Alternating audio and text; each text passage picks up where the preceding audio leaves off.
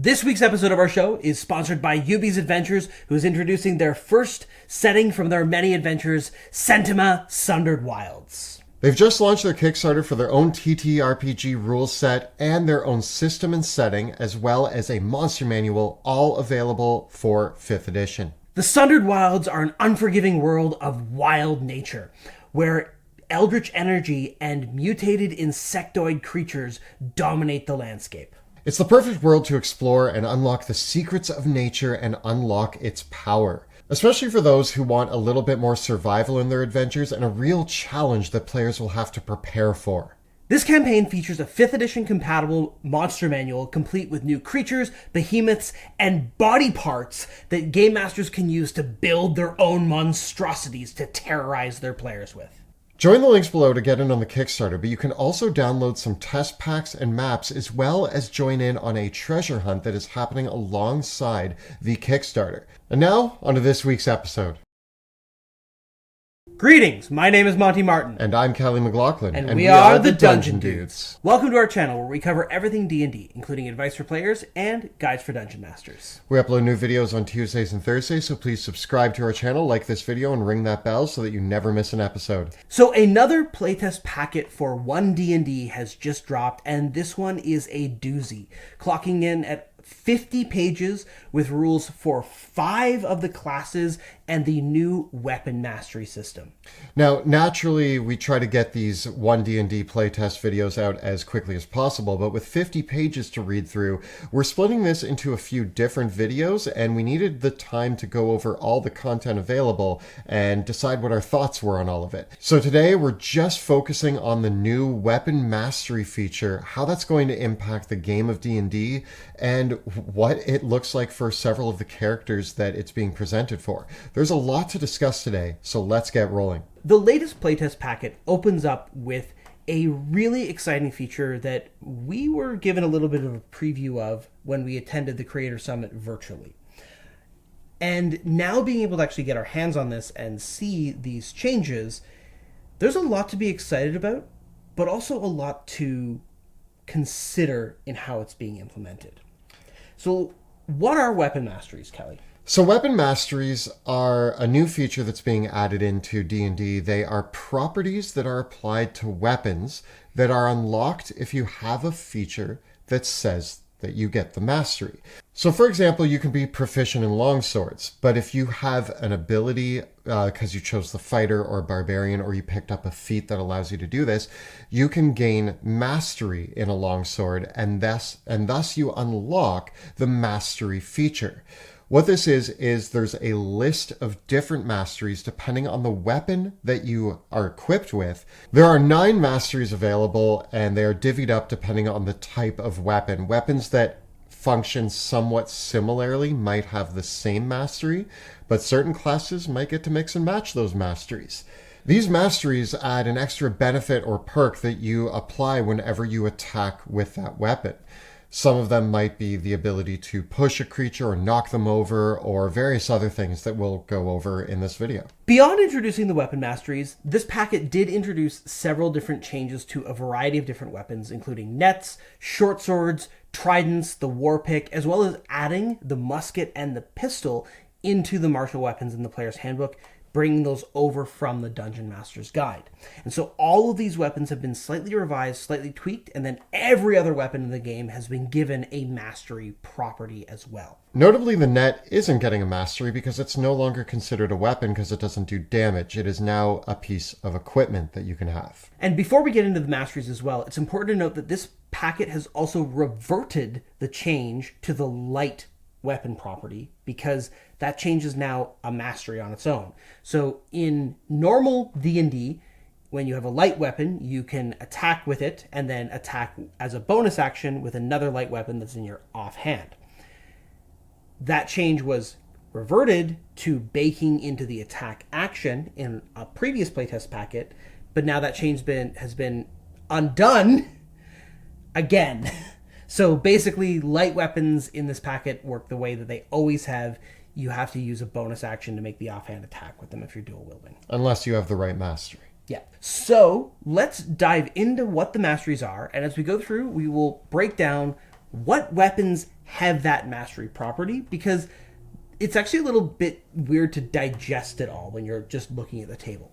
So let's start things off with the first property, which is Cleave. The Cleave Mastery actually is very similar to the Cleave alternate rules feature that was available in the Dungeon Master's Guide. So if there are creatures within 5 feet of each other, if you hit with your attack against the creature that you're targeting, you can make another attack roll against the creature that is also within 5 feet. If you hit, the second target does take damage equal to the damage die of the weapon, but you don't add your ability modifier to that damage. And you can only do this once per turn. This property is only found on the halberd and the great axe. So basically, if you're wielding a great axe, you take a swing at the first goblin, you hit them, splatter their guts everywhere, and you get to make another attack against the goblin right beside them. At low levels, with monsters that have not a lot of hit points, I think this means that halberds and great axes are going to just chew through minions. As they should. At higher levels, doing on average 5 or 6 extra damage to the second target might not be enough to matter, but it still feels cool that at low levels against a group of goblins, you're just cleaving through them. And I guess in the grand scheme of D&D, that makes sense that you can cleave through a group of goblins, but you can't cleave through a group of giants. So it's fair. Now, the thing is that you don't have to kill the first target. They just have to be beside each other. So it's a kind of fun way to get some extra splash damage out of it.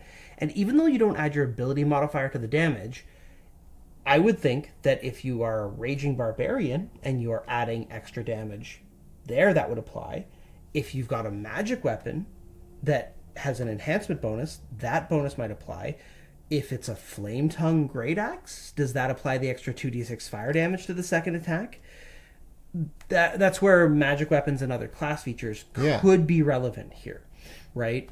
But, you know, and this would have been really cool on a paladin if they let you smite more than once per turn. But there's still places where it could apply. Like if there are features that do let you add a little bit of extra damage. But I think that we're also seeing a lot of things happen in the playtests where a lot of those things that you used to be able to apply to multiple attacks are being turned into once per turn restrictions so that you can't do things like this. So Cleave, I think, is a great entry point for Masteries. It makes sense. I love the idea of cleaving through enemies. Yep. As we move on to the next option, which is Flex. Flex is only going to be found on versatile weapons. If you have mastery over a weapon with Flex, you can wield it in one hand and still use the versatile two-handed damage die. So a longsword, if you have mastery in it, which has Flex, now you use the D10 even if you're a sword and shield fighter. Before you get terribly excited over this, going from a D8 to a D10 is 1 extra damage. On average. On average. This is on the quarterstaff, the spear, the longsword, the warhammer, and the warpick. This mastery is incredibly underwhelming. It's one of those features that sounds really good on paper. When you first read it and you say, wow, a longsword in one hand doing 1d10 damage, that's great. But when you compare it to the other masteries, even Cleave, which basically is doubling up your attacks for a little less damage, is still generally better than 1 extra damage. Yeah, like 1 extra hit with Cleave. That is, as we said, 5 or 6 extra damage on a secondary target, but it might be able to benefit from extra damage from other sources that boost your damage. Whereas, even if you were a high-level fighter using Action Surge to attack multiple times, the extra damage from Flex still doesn't add up to 1 Cleave with a Great Axe. Yeah, and I mean, there is the argument that Cleave, you have to roll a second attack to get the extra damage, but if I hit every other attack with Cleave, it's way better than hitting all the time with Flex. Yeah. And this is going to kind of come up as we go through the rest of them, that I think almost every mastery is better than Flex.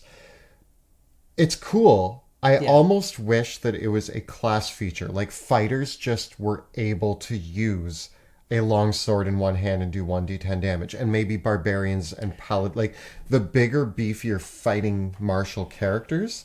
I wish that it was just like forget it. You can Yeah. wield a long sword in one hand. You're a trained professional.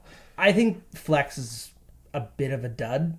I'm very disappointed that Flex is the mastery for the longsword as well, because the longsword is the iconic sword and board fighter weapon. It is the assumed default, and this is a very boring property for it to have when there could be very other interesting options out there. Moving along to Graze. This property is also found on heavier weapons as well.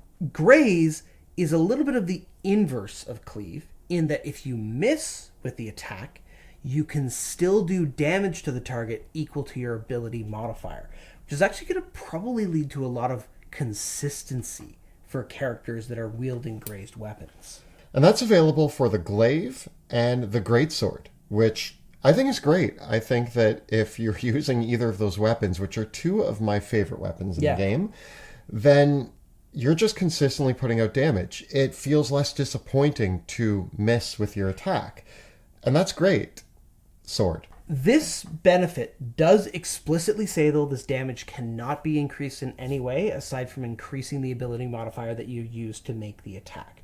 So strap on that belt of Storm Giant Strength and enjoy your 9 damage on a miss.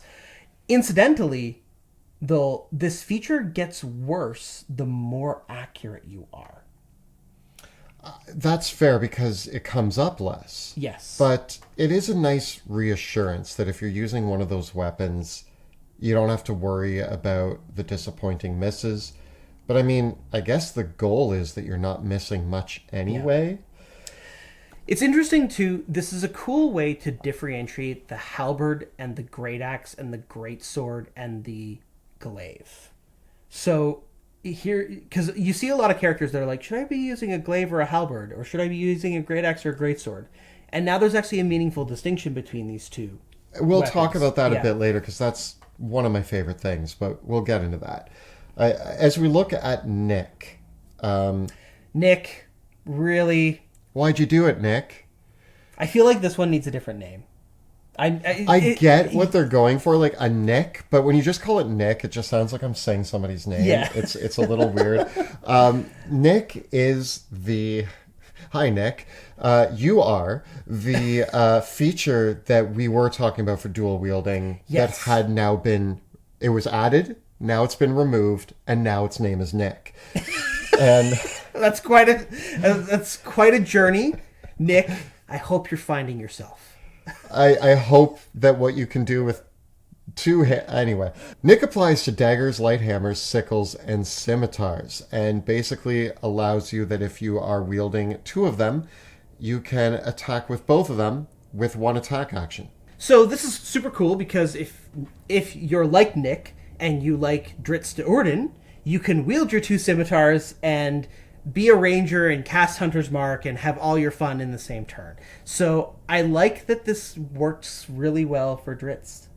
I like that this is the dual wielding feature, and actually it finally makes the sickle an option. It's also cool for daggers on rogues. Yes, dual wielding daggers. So this actually is one of the cool things, is that the Nick weapon can be your offhand weapon, and so you can combine this with a different weapon in your primary hand. So, for example, if you were investing in 2-weapon fighting in a substantial way, you could have your primary weapon be a short sword, but your offhand weapon be a scimitar or a dagger. If you invest some of the feats, you could actually do the rapier and dagger thing. And here's where it gets kind of interesting. We'll talk about this in a moment. If you have the feats, you can stab with the rapier, which is going to turn on the Vex property for the offhand Nick attack. Interesting. So there is some cool play with the weapon mastery that you can actually combine in interesting ways, and I like that. Yeah. And Nick actually opens up more options for combining because it's basically giving you an extra attack with those weapons. Yes. At the end of the day, Nick, I just think you should just be in the light weapons property rules. I liked that better, and I think personally we could have another cool property for 2-weapon fighting. Nick, we liked you where you were. We don't know why you had to move. Yeah. Come back. Yeah. Nick just... Yeah. Moving on from Nick, we have Push. This one is relatively self-explanatory. If you hit with a push weapon, you can push the target. This actually pushes the target 10 feet as long as they're not larger than one size larger than you. 10 feet's quite a bit of feet. Yeah, it is. And this applies on the Great Club. Thematic, perfect, don't change. It also applies on the pike. Also works because you think of pike formations driving people back. But it's also on the heavy crossbow, which makes you think of a ballista knocking someone back. I mean, I think it's cool to have a heavy crossbow and you fire it and the person just goes flying. Yeah. It makes me thematically want to use a heavy crossbow more just because the imagery of knocking a person 10 feet back with a heavy crossbow bolt. I love it. This is this is probably one of my top tier picks for weapon masteries. I love pushing targets. I think pushing 10 feet is so good. And just having that once per turn on your weapon, it even makes me like the pike more. They were like very low on my polearm options. But now the fact that I can like stab you and shove you. Incidentally, two big things to note with this one. Push needs to go on heavy, two-handed, or versatile weapons. By default, it's the heavy crossbow, the pike, and the great club. It's also not once per turn. So you got forceful blast on a heavy crossbow there, which is pretty interesting. This adds battlefield control to these weapons. Yes. And the fact that it's not once per turn means this is pretty tasty for those characters making extra attack. And again, the pike works with polearm master. And so you could, and because it's a reach weapon, you can drive people, like you can kind of advance on them. And this is one of those interesting quirks with 5th edition, is because you can break up your movement between your attacks, with a reach weapon like a pike, you can be moving forward, driving them back, and then because they're out of your reach, if you have movement left after you push them back, you can retreat a little bit as well. With the ranged weapon, the heavy crossbow, of course, in order to fire the heavy crossbow more than once per turn, because of its reload property, you need to take the feat to ignore that. But shooting people at range and knocking them off ledges and stuff is good. Yeah. This is... I like to see this. It actually might be combo-rific. Yeah. I think that this is a really cool feature because adding battlefield control to martial classes is fun. Yes. It gives them something that usually we reserved for spellcasters. And I think a lot of these weapon masteries are actually giving like a tiny spell or cantrip style thing, or something that you would need to take a feat for. Next we come to Sap, which saps the strength of the target when you hit them, which means that they get disadvantage on their next attack roll.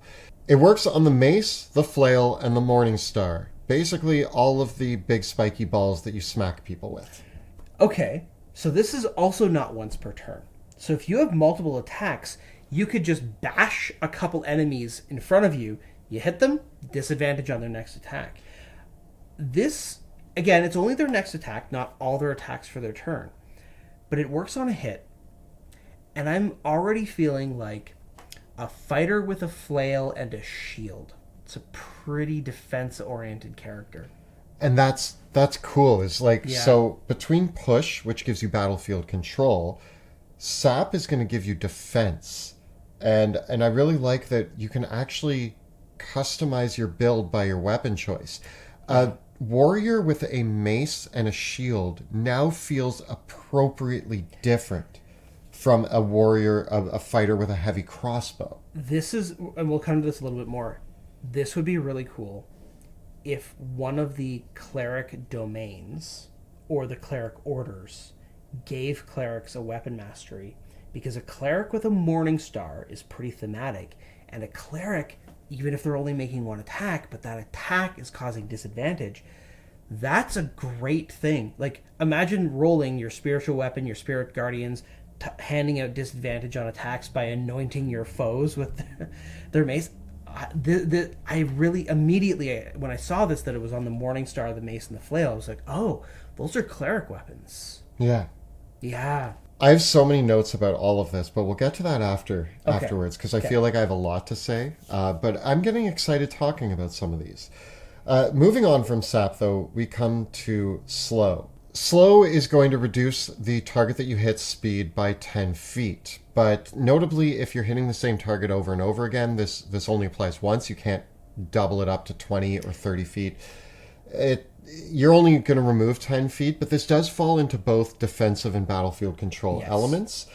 Appropriately, it is available for the club, the sling, the whip, the light crossbow, and the javelin. As well for martial weapons, the longbow, and the musket. So what I like about this is that it is kind of pinning your target with your longbow or your javelin. Yes. Or the sling, hitting them in the head and they get like knocked down, or not knocked down, but just disoriented. Disoriented. Yeah.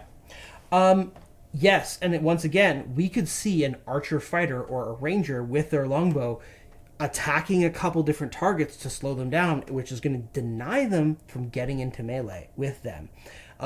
In fact, you could imagine an elf ranger with some movement speed buffs using their longbow to effectively kite a target that can never close the distance with them unless they're dashing. And of course, if you've got other properties that let you disengage, dash, move backwards, yeah, you could just totally escape a foe using this or keep them at bay. What's notable about the slow property is that it has no prerequisites.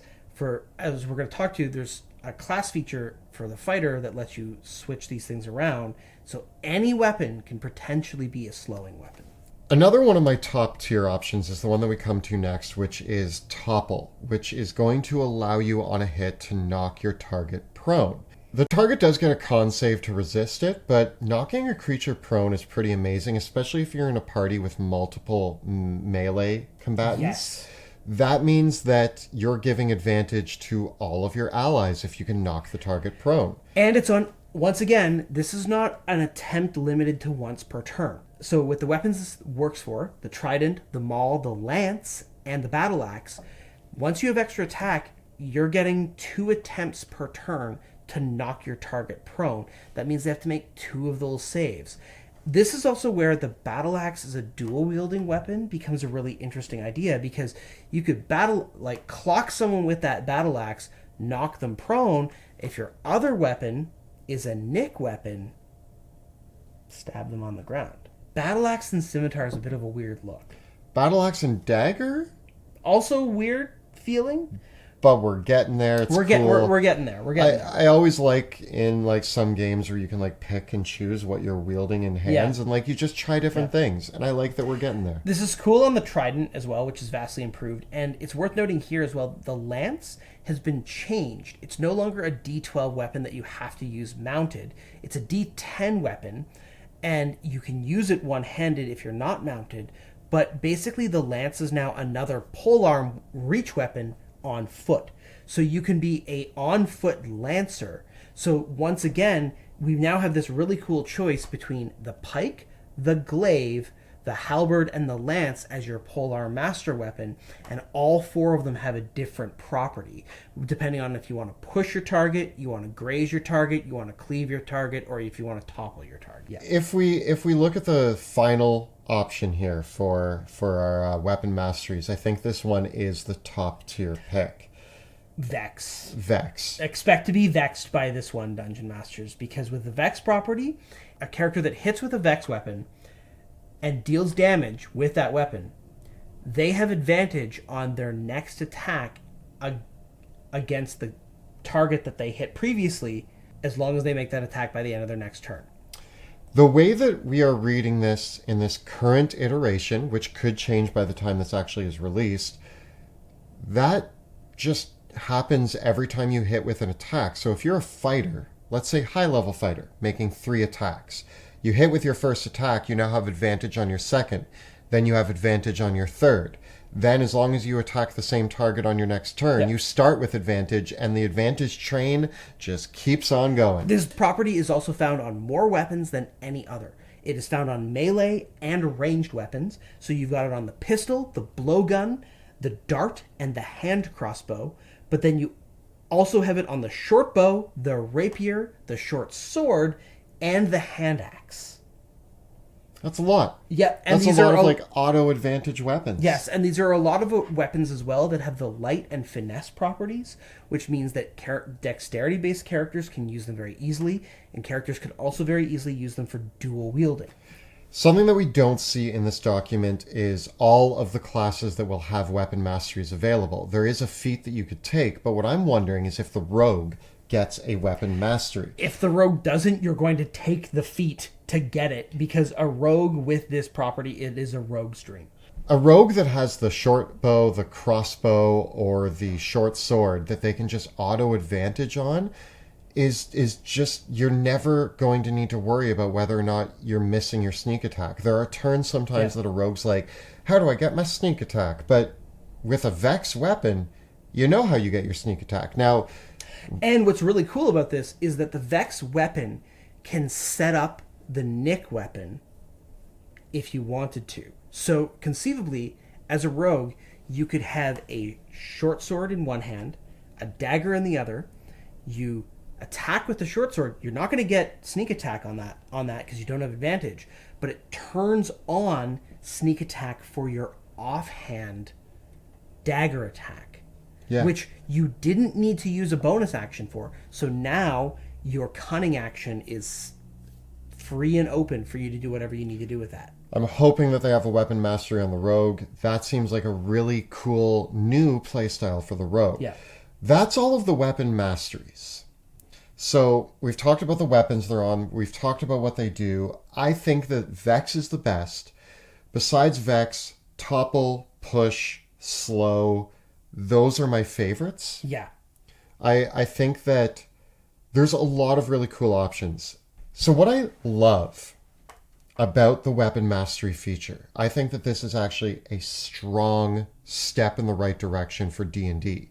One of my biggest gripes with 5th edition is that I look at a whole list of weapons and there's 3, maybe 4 that I would actually choose because all the other options are useless to me. When I picked my rogue, I went with the rapier because it did 1d8 damage. Why would I pick something that does 1d6 and gives me no other benefits? Yeah. When you are a fighter who's going to grab a 2-handed weapon, why would I not pick the glaive? I can use that with Polearm Master. It beats out the other options. Now, with weapon mastery, I actually care about looking at the other weapon choices. Yeah, if you have flex, I'm probably like, okay, I don't really need that. So I wish that this was more even in the fact that like not all masteries are created equal and therefore I would lean certain ways over others. But the fact that I say, well, would I take the glaive or the pike? That depends on the type of character I want to play. A character, again, the fighter with a shield and a mace invokes a different feeling in fantasy than a character with a greatsword. And now we actually get to really feel that come online with the mastery. Push, Topple, and Slow are all things that we've seen before in 5th edition, but usually in the form of things like Battlemaster maneuvers, things that were limited use. This is at will, every single attack, every single turn, which makes it a core strategy that can apply for your character. The Vex feature is hugely powerful, however, and it really overshadows the other options within its specific category. So I think that you're going to see, like, for instance, poor old longsword, like, even if you're not using a rapier as a finesse weapon, you might as well, like, 1 damage from flex or permanent advantage with a rapier. What wins? If I'm a sword and board fighter, even if I'm strength-based, I'm picking up that rapier instead because the advantage is so much stronger than that extra 1 point of damage. Which does mean that the strength that this is offering is still actually applying the same weakness that I had before, where if I want to bring my fantasy to life, now I'm not going to take the longsword for anything. And that sucks because the longsword is an iconic weapon that most fantasy characters use. Yeah, and so there's a bit of a weird contrast here because when we talked about the polearms, the glaive, the halberd, the pike, and the lance, this makes the choice of which one are you going to use really cool because guess what? all of them are kind of the same. They all work with Polearm Master. They all do D10 damage. They're all heavy reach weapons that you can use with Great Weapon Master. And the choice is basically, hey, which bonus property do you want to have for your character?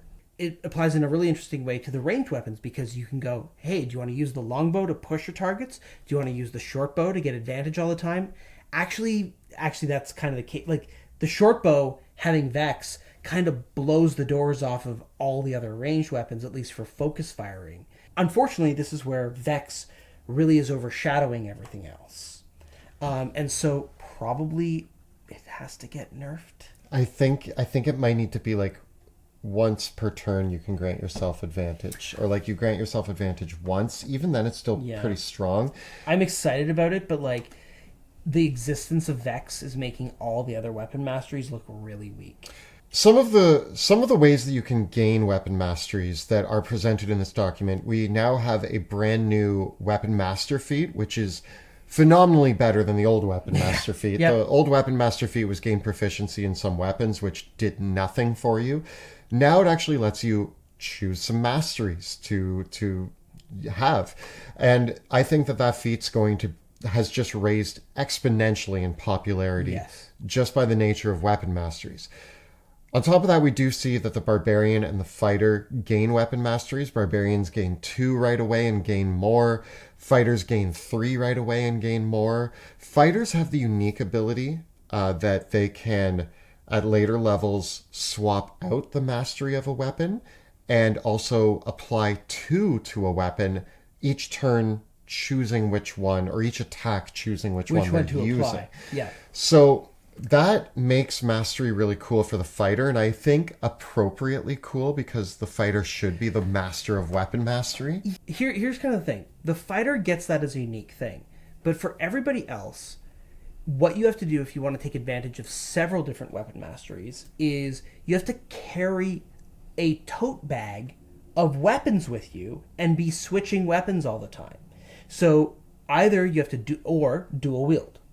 So I could see a character being like, I could see that sword and board fighter sometimes wanting to have the Vex rapier because they want to push the damage, but then put the rapier away, pull out the Morningstar because they want to have the sap property, maybe put that away or even grab something with push, right? But the feeling of switching your weapons like that is, I don't know if it's really the fantasy that we want for D&D. Like, switching weapons is fun in a first-person shooter. Switching weapons is fun in some kinds of video games, but I think that it's one of those things that's clunky in TTRPGs because usually switching your weapons involves drawing the weapon, putting it away, and it clogs up the action economy and is less fun. Solution. In this document itself, it shows prerequisites for each of the masteries. Yeah. What if instead of saying each weapon gets a mastery, you just have the prerequisites, and when you pick up a weapon, you choose a mastery that would fit the prerequisites? Well, here's ultimately the thing, is that this feature is exciting, but when you actually get down to the brass tacks, it's a little bit limited and repetitive. Because we already talked about how Vex is kind of optimal in a lot of cases, so characters might just be using Vex weapons all the time, and then all it is permanent advantage. And while that's powerful, that's not particularly exciting or interactive in any way. The ones that feel interactive are the features like Topple and Slow and Push. Those promote interactivity, but the thing is that if you want to be deciding on the fly like a Battlemaster can to trip or push or slow your enemies, you have to be changing your weapons out.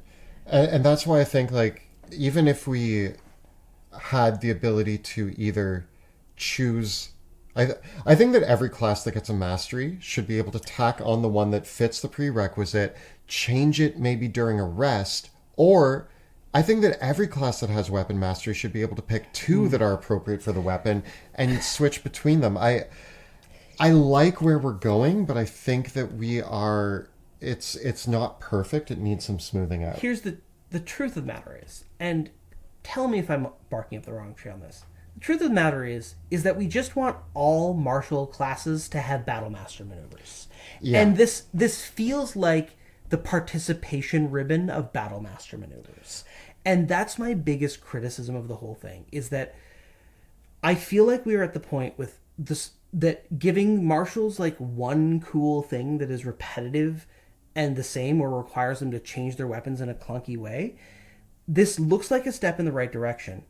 But you know that whole sort of thing where like you promise something to somebody and that is close to what they want but isn't truly what they want, right? It's like, hey, I would really love to have a beautiful birthday cake, but you can have ice cream.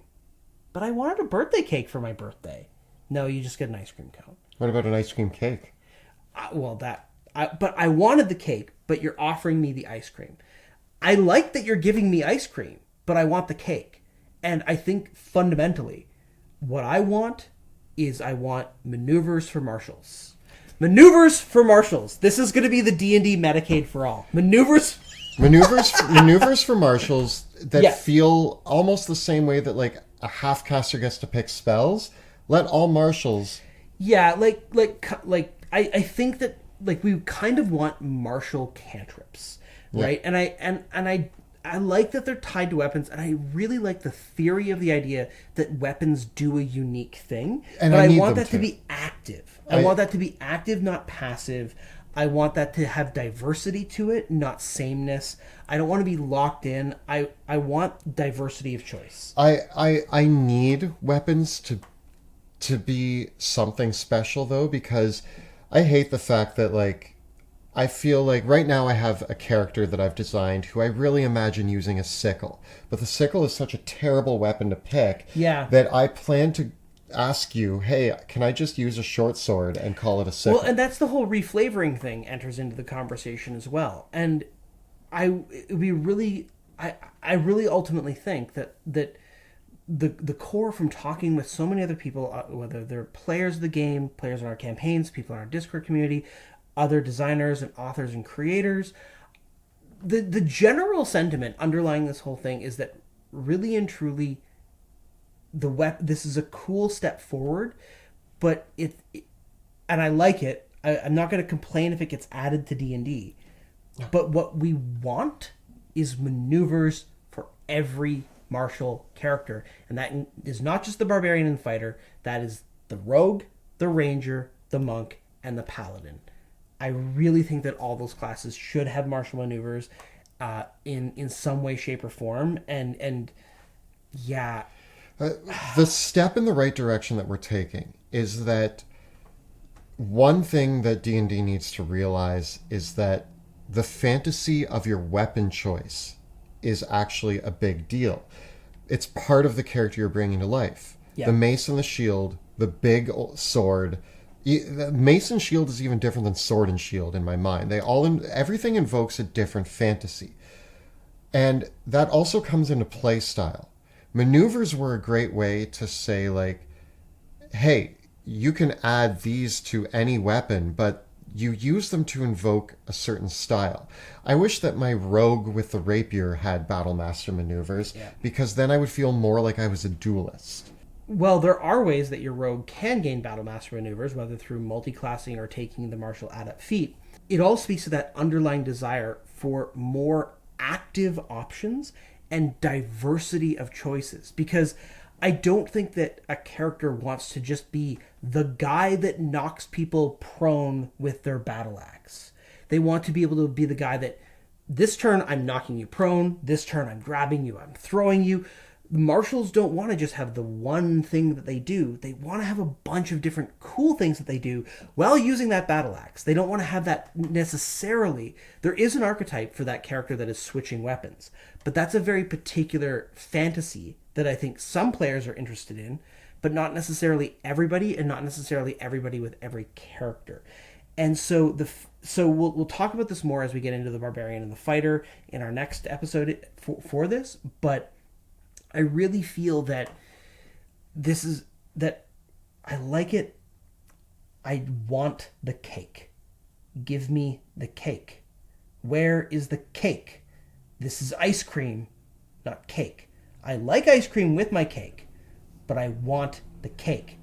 And when you bring me the cake, it better be a chocolate cake with caramel, vanilla, and pecans, and it better have my name on it.